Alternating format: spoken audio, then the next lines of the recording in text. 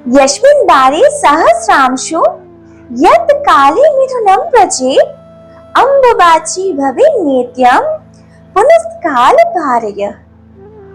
Ambubachi festival 7 जून से गुवाहाटी में start हो रही है। अम्बुबाची शब्द का क्या अर्थ है, पहले हम वो जानते हैं। ये एक संस्कृत शब्द है। अम्ब मतलब है पानी या जल। बाची का मतलब है विकास या बढ़ोतरी। गर्मी के प्रखर दावदाह के बाद जब वर्षा रानी की आगमन घटती है इस वसुंधरा में, धरित्री में, वो सिद्धता मुग्धता हो उठती है, नव रूप नव यौवन संपन्न होती है, बीज धारण यज्ञ हो उठती है। उस समय को ही कहा जाता है अम्बुबाची। पूर्व के संस्कृत उक्ति रघुनंदन भट्टाचार्य के अष्टविंशति तत्व नामक ग्रंथ की है।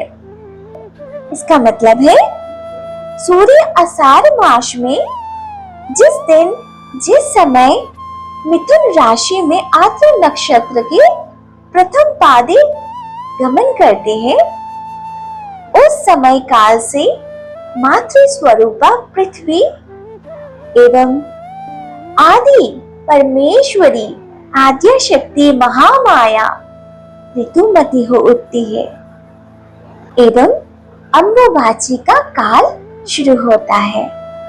वर्षा में पृथ्वी सिद्ध होती है तो ऋतुस्राव के साथ उसकी तुलना की जाती है।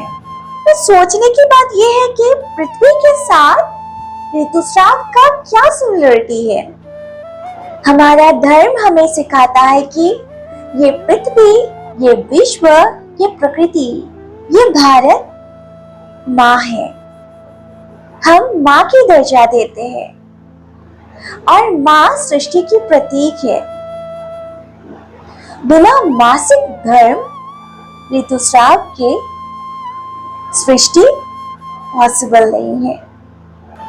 इसीलिए इस पृथ्वी को ऋतुमती माना गया है। अम्बुबाची के साथ माँ कामाख्या का क्या संपर्क है?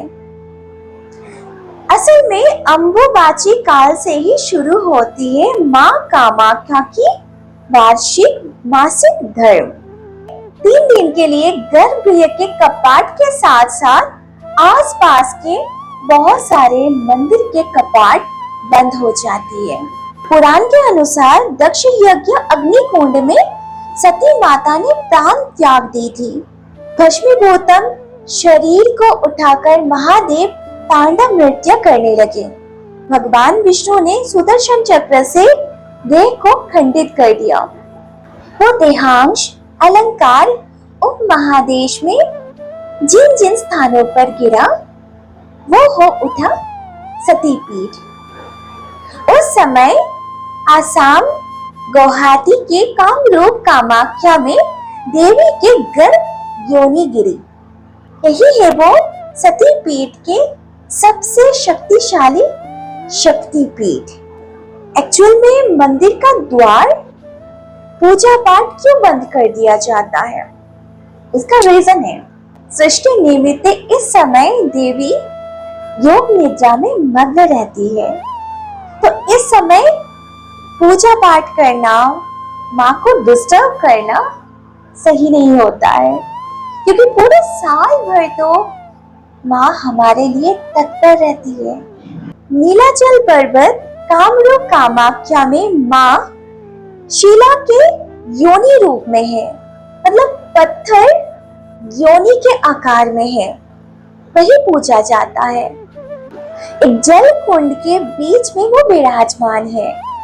सोशल मीडिया पोर्टल पर यह बताया जाता है कि अम्बुबाची के समय कामाख्या में इस शिला के ऊपर सफेद कपड़ा ढाका जाता है। 3 दिन कपाट बंद रहता है। माँ की ऋतुस्राव होती है। रक्तपात के कारण वो सफेद कपड़ा लाल हो जाता है और रक्तस्राव बहते बहते ब्रह्मपुत्र नदी में मिलित होती है। ये कुछ नहीं, लोगों को भ्रमित किया जाता है चंद व्यूज के लिए। इस समय ऐसा कुछ नहीं होता है।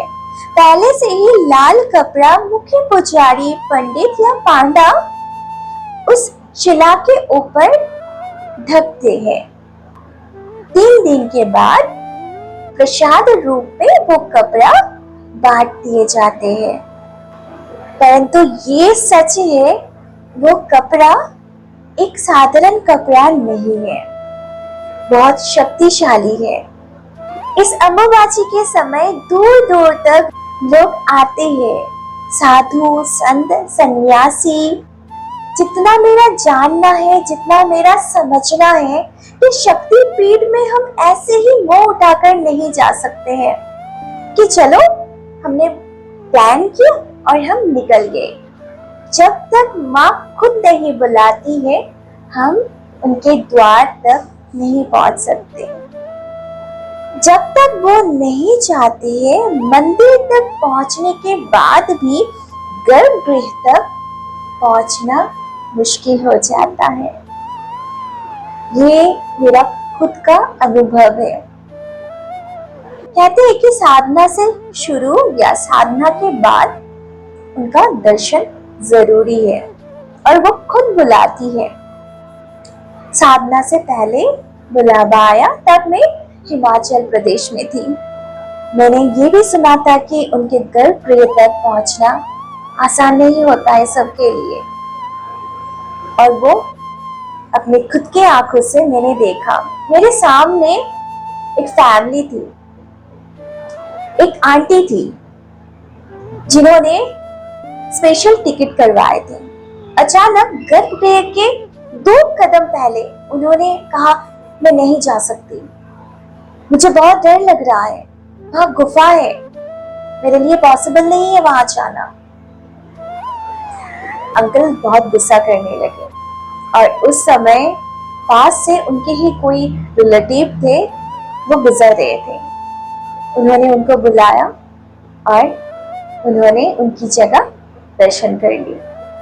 अंदर जाते ही ऑटोमेटिकली गूज़बम्स आते हैं, आंखों में आंसू आ जाते हैं। क्या कारण है कुछ पता नहीं चलता है, अपनापन महसूस होता है और झरझर करके अश्रु झरने लगता है।